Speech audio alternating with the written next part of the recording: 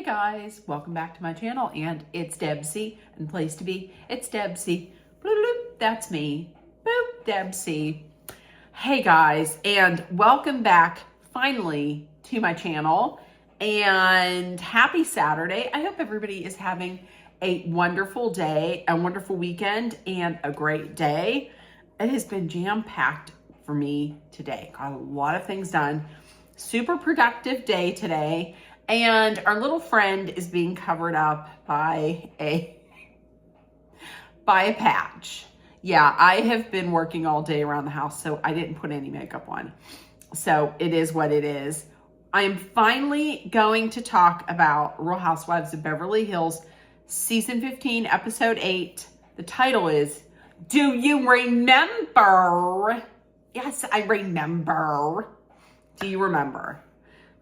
I'm going to fight the feeling to sing Do You Remember the Time by Michael Jackson. Gonna fight it. So it is good to be back. It is good to be back. And I took a little bit of time to relax and get myself just get myself calmed down and get myself in a little better headspace. So here I am. I made myself a French vanilla latte from the Keurig. I'm going to spill the tea.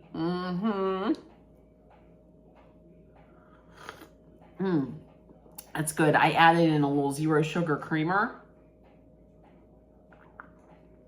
of French vanilla. That is tasty. Let's get into it. Okay. So we picked up where we left off at the co-dinner party for Erica and Dorit. And Amanda had just said she would like to go to a dinner party without being verbally accosted. Listen, if Amanda thinks that Dorit verbally accosted her and was being aggressive, listen, you haven't seen anything yet. That was extremely tame. The first thing that I thought of when I thought aggressive was Erica saying, or what? That's aggressive. This was nothing. This was like training wheels are on. The training wheels have not been kicked off. So we get into this discussion, this topic of Amanda talking about how Dorit is talking about PK and how her talking about PK could come back to harm her, bite her in the ass during like these divorce proceedings. So you're thinking it's going to be between Amanda and Dorit, but no, not really, because Amanda gets in the bus, takes over the wheel, throws Kyle directly under the bus, like runs over her and then backs up over her. So she throws her clean under the bus. She was like, no, I wasn't. What I was doing was I was agreeing with Kyle. So I didn't really bring it up. Kyle brought it up. I was just agreeing with her. She doesn't mention about how at Kathy's, she had very strong opinions on it, and Kyle wasn't anywhere in the vicinity. And rather than Kyle, the thing that I thought was odd, rather than Kyle being like, what the hell? What do I got to come up? Why do I got to be brought into this? Why do I got to catch strays? Instead of doing that, she just went on with it, and it ended up then being Dorit and Kyle going at it.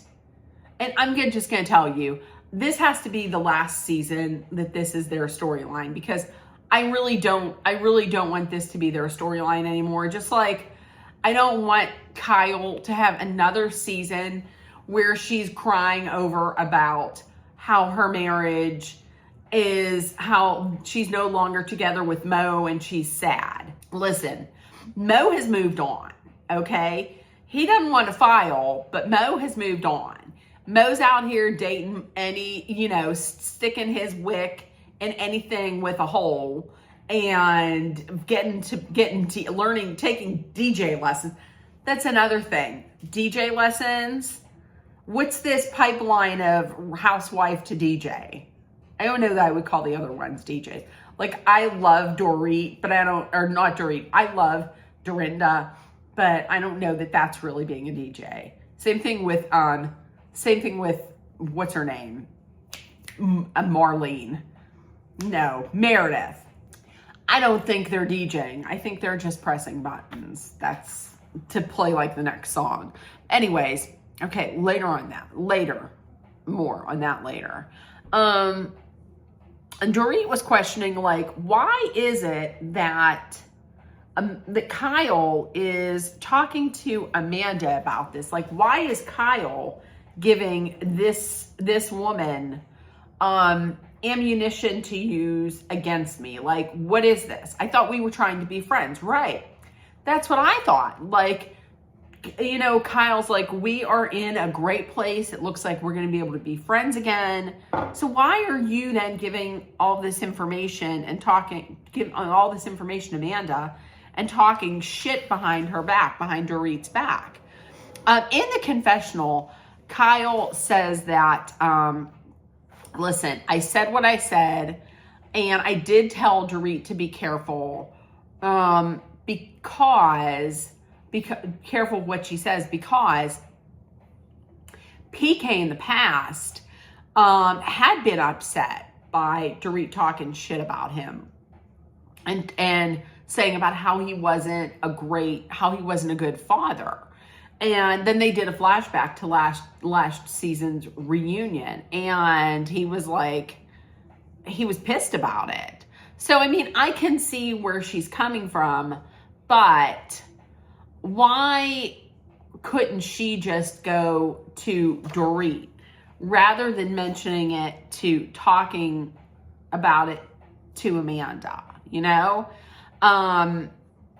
She's saying, I'm concerned. She says to Dorit, I'm concerned about you. I love you. I don't want this to come back and bite you in the ass. Well, you could have just very simply said that to her, like directly to her. And Dorit even says, if Kyle really cared about me, then she would tell me like once to my face and not talk about it behind my back. I get that. So here they are, Dorit and Kyle are going in on each other, back and forth, and they're both getting very snippy and very snarky. And then here's Amanda. Amanda just did, just threw down this deflection, and she's over here sitting, they're getting back and forth at each other, snipping at each other, and it's getting bad. And then here's Amanda just eating her apps, just enjoying her wine, sipping her wine and enjoying her appetizers.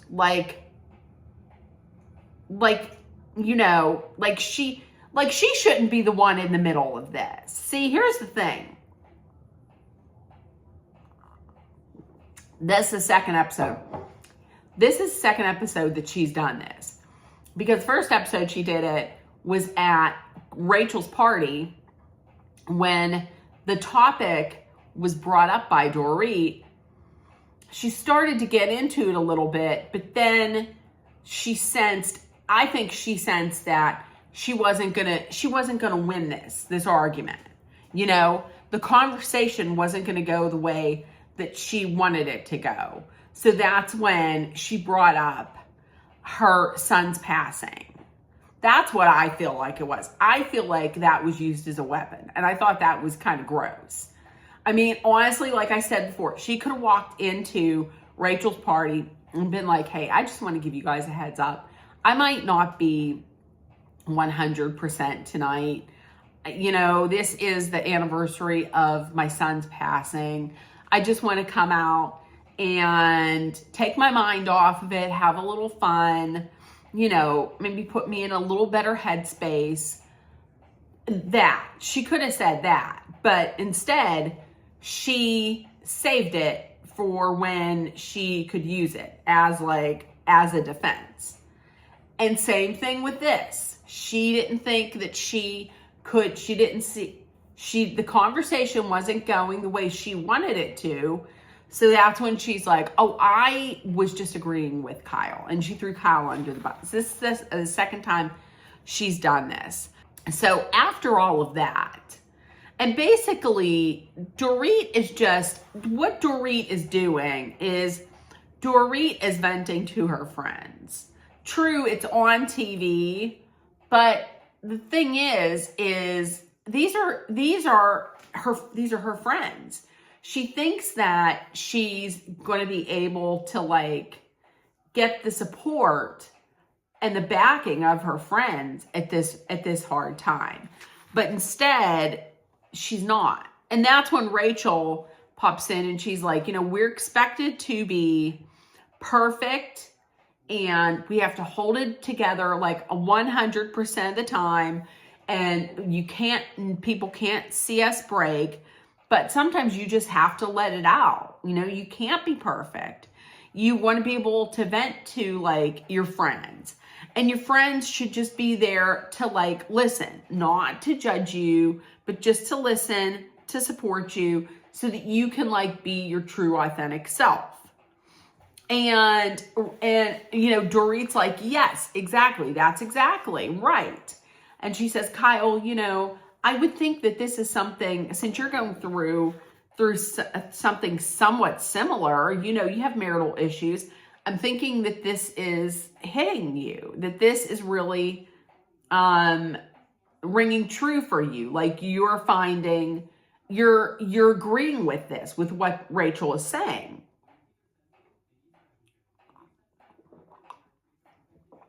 And Kyle says, no, it's not. It's not. See, here's the thing. Kyle saying she doesn't relate to what Rachel is saying. I don't buy that.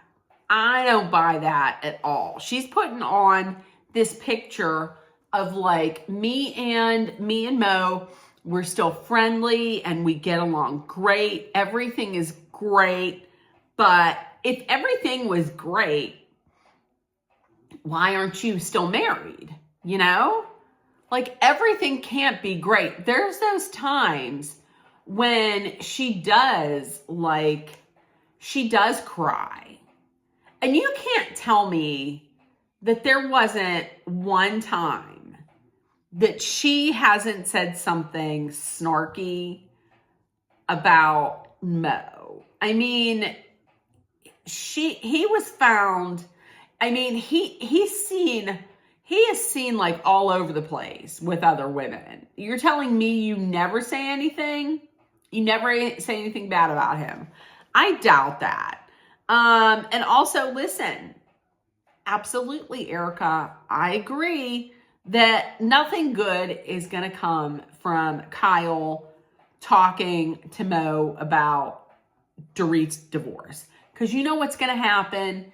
She's going to talk to Mo about it, about what Dorit is saying. And then Mo's going to go and take that back to that information back to PK, who is going to use it to his advantage. So when you think about it, I mean, she's telling Dorit, hey, don't talk about PK like this. You should do the same and maybe not take what Dorit is saying back to Mo, because she talks to Mo about it, and Mo is going to go back to PK.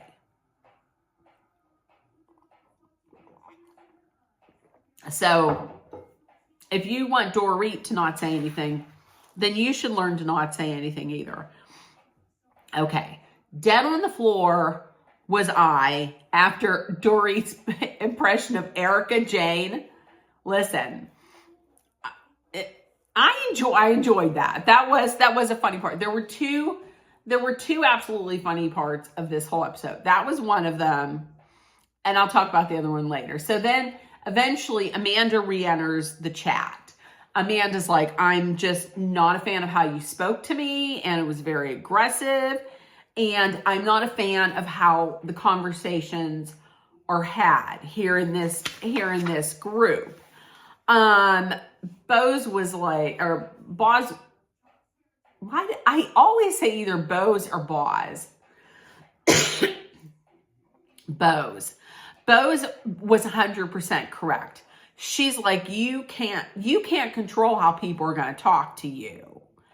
And you can't expect or think that every single person is going to agree with you. Completely true. You can't go in thinking you're going to just control the conversation. And Amanda was like, well, you can set boundaries for how other people are going to talk to you. You don't set boundaries for other people. You don't set boundaries for other people. You set boundaries for yourself. I mean, that's the only thing. You can't set other people's boundaries. You can set boundaries for yourself. That's for you. That's not for them. And then Amanda says, well, I've never left a dinner party crying. And that's when Dorit took the gloves off and she was like, but I thought you were in a cult. I thought that you were in a cult. In her mind, she brought it up, meaning like, you left a dinner party crying, but you were in a cult. There had to have been worse things that happened in a cult. You know, like far worse things than a bad dinner party. Here's where the funny part comes in. And this is Jennifer Tilly. My MVP for this whole episode was Jennifer Tilly. I'm sorry. If this was the pyramid for dance moms, for me, she would be at the top. She's like, well, yes, I was in a cult. And I don't know why you would bring that up. But I did. I left a cult. I was in a cult. And here's Tilly. Which one? That's exactly what I would want to know. And she was like, I was in a cult and I would gladly tell everybody about it. And anytime you want to know. And then there was that slight pause. And you know, people were looking. The look that women were giving was like, okay, spill it. What was the cult?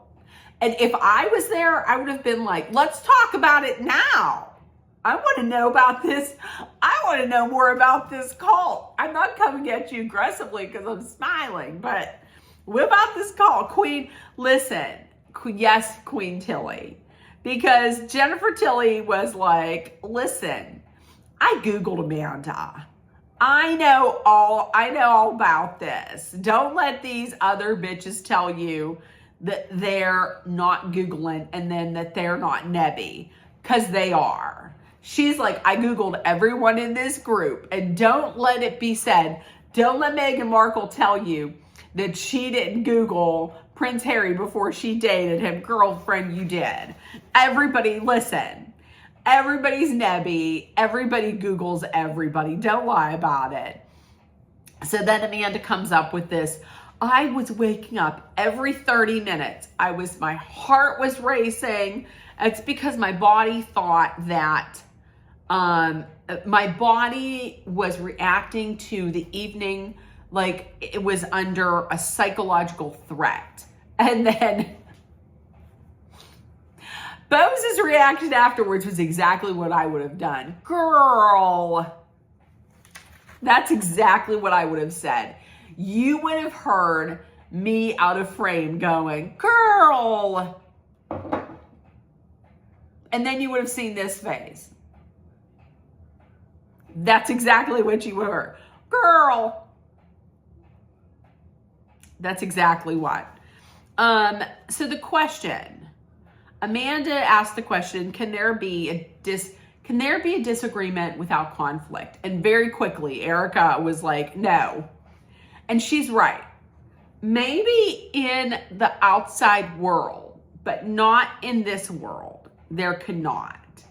Erica was right with the quick no, because in the world of Housewives, it's just not how it works. Like in this reality,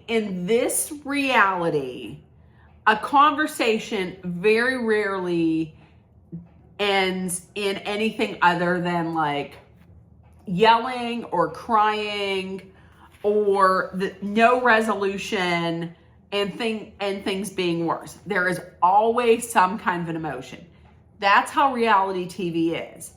People, unfortunately, people, including me, don't want to have an entire show that's just about two people calmly talking things out. We watch these shows for drama. I watch Beverly Hills for two reasons. One of them being opulence, extravagance. You know, it's Beverly Hills. It's like one of the richest places in this country. You know, I want opulence, I want extravagance, I want diamonds, I want labels. Not, when I say labels, not how Amanda does it. I want labels how like Rachel Zoe does it, like that. Like seamless, classic, chic, stylish, you know? Okay. Oh, and also here's another good thing. Rachel says, and this is true everywhere in life. You cannot control what other people say or how other people act. You can only control how you react. That's it. And then I thought this was interesting because Sutton is seated across from Rachel, and she says to Rachel, I don't think Dorit was aggressive. I don't think how she spoke to her was aggressive. I don't either. I didn't think it was aggressive either. And Rachel then says it wasn't. She says something like, I know what it's like to be verbally assaulted well. So someone, I don't know if it was her ex-husband who had verbally assaulted her or if it was in her childhood or what, but I caught that when she said, I know verbal assault well. Okay. After that, Rachel starts to spiral a little bit. She's like, I'm not having the best of days. Basically, what it is this divorce, like the media catching wind of this divorce and this all playing out in the public, it's really starting to affect her. Like when she first came on the scene for Beverly Hills, she was like, you know, I have it all under control. I'm a boss, babe. Everything. It's going to be a hot girl summer, and I have my freedom, and this is the best that I've felt, and I have this all under control. And then we see that she, in fact, doesn't. And so she puts her glasses on. She walks out with Dorit and Bose, and they just have a little talk outside. I'm going to tell you, I like seeing that because I like seeing the side of Rachel that's has it together, you know, and is very strong. But then I like to see the side where she is vulnerable and she's, you know, and she has problems just like everybody else. Like she's not perfect and she's human, you know. That's what I love. That's one of the things I love about her. But the thing is she was triggered. She's worried about these women judging her now. If she were to say anything about her ex-husband, when what she really just needs is the friends to just rally around her, you know, to have her back. To be like, I mean, that's what you do as a friend. If your friend is getting divorced or breaks up with a man, what are you to say? You're supposed to say, he's an asshole. Good. Get your freedom and go live your life. Right. That's what you should say. She just wants them to be a ride or die for her. Okay. So a little bit later on, Kyle, Mauricio, and Alexia, they go visit a farm. It's a potential wedding venue because Alexia was supposed to be getting married in Aspen. That fell through. So she wants something that's very like rustic. So they go to this farm. There's alpacas. And I'm going to tell you, Mo shows up. He is living his best midlife crisis to the hilt. He's looking, I'm going to tell you, I always thought Mauricio was the best looking house husband. He is looking good. I can see why women would be charmed by him. He's very charming. He's looking good. He's becoming a DJ. Now I'm going to say, listen, this whole Housewives to DJ pipeline, I don't know how amped up I am about it. However, the working name of DJ Momentum, I think that's not too bad. I like it. I like the name. Rachel also visits Kathy Hilton while Kathy's getting an IV drip. I could never do that. I know. It's the big thing to do for, I guess, out there. I could never do it. Rachel just gets a shot. But Rachel, Kathy's like, I was a little worried about you. And Rachel says that she was trying to do this divorce through mediation. So it wasn't played out in the press. And so that it wouldn't, her boys wouldn't see it, and it wouldn't affect her boys, her children. She also said she was triggered by how the ladies, really, when she said the ladies, she should have probably said Kyle and Amanda, were treating Dorit. Like they were judging her for how she was talking about PK, how she was venting. So that in turn made her think, well, are they going to be judging me when I say something about my ex? She's like, your friends are just supposed to support you. They're supposed to give you grace, and they're supposed to be there for you. And she says at the end of that scene, she's like, maybe I should just go out and make out with a cute boy. Listen, you absolutely should. Get out there, put on like your outfit that just makes you feel like the best. Get out there, find a cute boy, make out. Your ex certainly didn't waste any time getting out there doing it. So get out there and do it. Hell yeah. Okay, Boz and, see what I mean? Boz and Keely, they meet via Zoom with the fertility doctor. So both eggs were fertilized, but they were not able to move to the next stage, probably because of the age of the eggs. Boz is completely devastated. I 100% understand where she's coming from. I have never been in that situation, but the way that she talked about it, she was like, she saw them as more than just eggs. She saw into the future, and she pictured them as like their children, their babies. And that would be devastating. That would be so devastating and so heartbreaking. I felt terrible for her. Okay, Dorit, Sutton, and Rachel, they have lunch.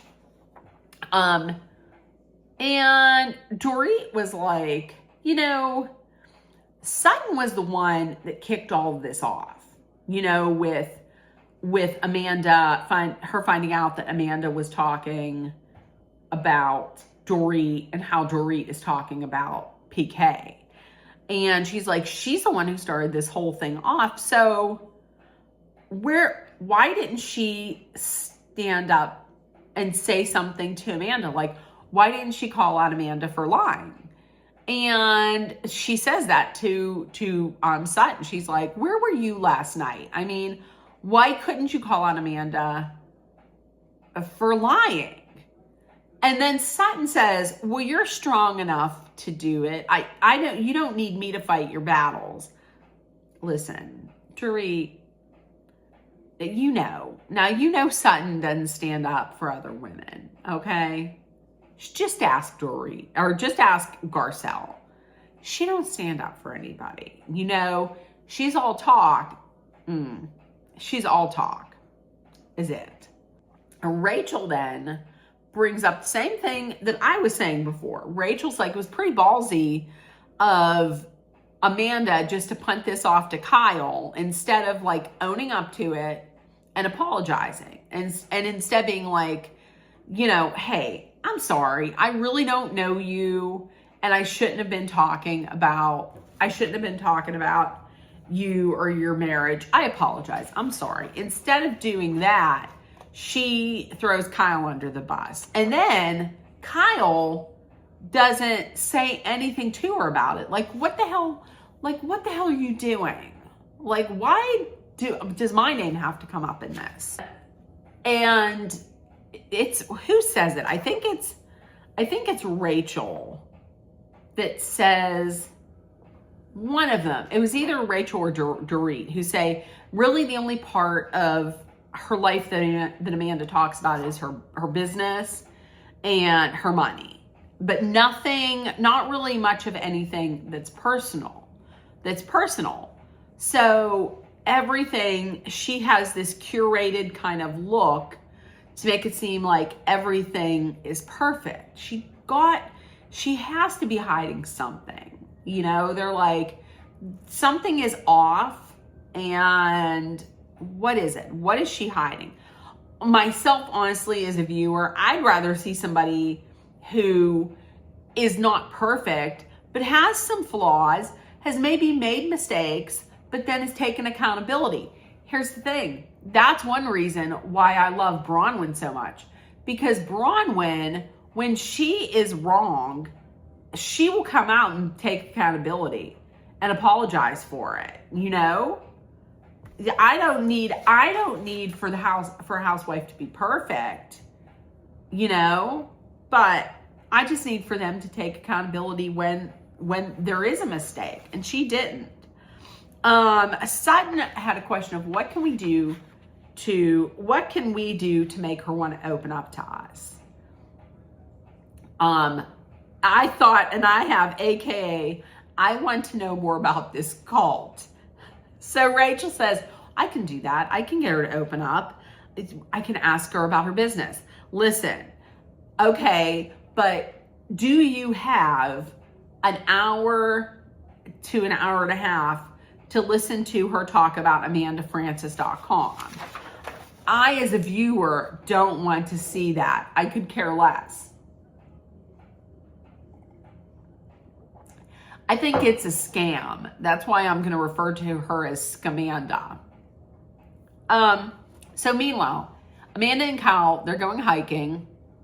Of course, when Amanda's hiking, she has to have on like the designer label t-shirt, the Balmain t-shirt. You know, she can't just go hiking without wearing a label that's very visible.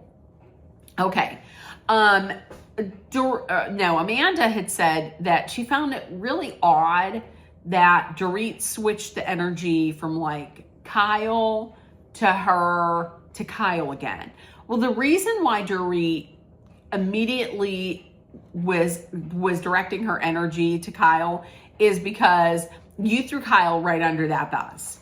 You were like, listen, I was only agreeing with Kyle. You threw her under the bus, and then you sat back and ate your dinner and smiled while they were going back and forth. That I wish I would have taken a video of it. But she was just sitting there, eating her appetizer, giving the side eye, and enjoying life. Listen, in my opinion, because Kyle was like, Dorit's not open to hearing what I have to say. I don't think she's open to what Kyle has to say, because she doesn't feel that she's 100% supported by Kyle. If you don't feel like that person has your back, then why are you gonna open up to this person or be open to what they have to say? I can't stand Amanda for a few reasons, but the fact that she is brand new in this group, and she's expecting to just step into this group, form friendships. I don't think that there's friendships formed. I think the only one out of these women that can stand her is Kyle. And I don't know why Kyle is aligning herself like so strictly with Amanda. Like, I have no idea. But she's going to step into this group as a new person, and she's just going to control these conversations. And then if she doesn't like where they're going, then she's going to bring something up to deflect, or some personal tidbit about her life that's going to make people feel badly for her, and then they're not going to say anything to her. You know, like, people are going to conversate the way they're going to conversate. This is the Housewives. I think before you go on the Housewives, you should have watched some of the episodes to see how these conversations go down. I mean, is that crazy? I think before any of them are cast on it, I think they should watch maybe a couple episodes to see what's expected. That way, you know, we don't get some boring ass Housewives. I mean, come on. Also, lastly, Dorit's like, I don't know that I can do this anymore with Kyle. She sounds like she's pretty much done, because Kyle doesn't have her back. She's like, I have protected Kyle for years. She didn't come out and say, I know shit. But she came out and said, I know shit, without saying, I know shit. You know, like, does she know where the bones are buried? But I'm going to just once again say, this needs to be the last season that we deal with this. That this is the storyline of, are they going to be friends? Are they not going to be friends? If they're not going to be friends, then let them not be friends. Don't work on it again. You're both are they in their 50s? Are they in their 40s? Somebody in the comments, tell me how old Kyle is, and tell me how old Dory is. Is Kyle in her 50s? Is she? Dorit can't be in her 50s. No, Dorit's not in her 50s. Oh my God. It's delicious. Okay, so listen, in the comments, let me know what you thought about this. And yeah, let me know what you thought about it. Now, tomorrow, I may or may not be doing a video. And the reason being is because I have to work tomorrow. We have this thing in our department that everybody is going to be assigned a month to work on the weekends, and you have to work like one day during each of the weekends in that month. So I was given February. So I have to work the next 4 Sundays. I have to work the next 4 Sundays. You do get a day off during the week. So I probably will not be putting a video out tomorrow. I mean, maybe a little tiny one of like, not day in the life, because it's not going to be really that much day in the life. I'm going to get up, I'm going to go to work, and then I'm going to make some appetizers for the Super Bowl. Go Seahawks. So, okay. Yeah. I'm back. All right. So listen, if nobody told you yet today, you are loved, seen, and heard. Please make sure that you put love, kindness, compassion, acceptance, hope, and positivity out there in the world, so it comes right back at you. Please, let's put kindness out there, because it is free. Also, be aware of your surroundings, be smart and safe. Let's hydrate with water. And if you're in a dangerous situation, please know that Dolly and I are sending our love, thoughts, prayers, and positive energy. Love you guys. And if I don't see you tomorrow, then I will see you on Monday for something. Okay. I still have to watch Sister Wives. Maybe that. Okay. I'll see you guys when I see you. Bye. Have a great night. Stay warm. Bye.